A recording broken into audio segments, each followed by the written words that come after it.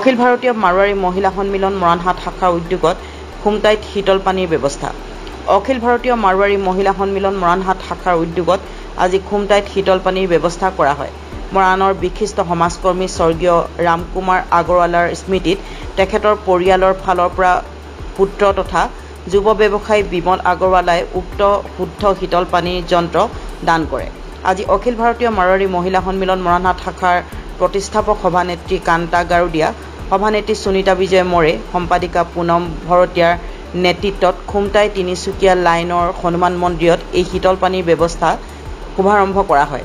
এই সময়ছোৱাত স্থানীয় গণ্যমান্য লোক আৰু মন্দিৰ সমিতি বিষয়ববীয়া আৰু পূজা তথা অখিল ভাৰতীয় মাৰোৱাৰী মহিলা সন্মিলন মৰাণহাট শাখাৰ সদস্যসকল উপস্থিত থাকে।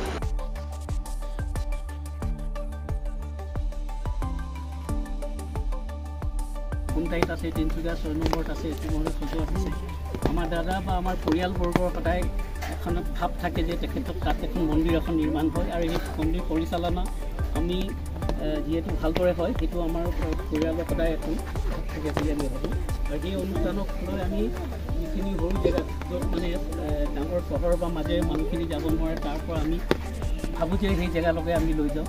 আৰু যিখিনি কথা আজি আপুনি ৱাটাৰবৰ্ণ ডিচিজ কৈছে, ইণ্ডিয়াৰ about 70% যিখিনি আজি আছে শতাংশ 70% মানুহৰ বেমাৰ আজাৰ হৈছে পানীত খোৱা পানী।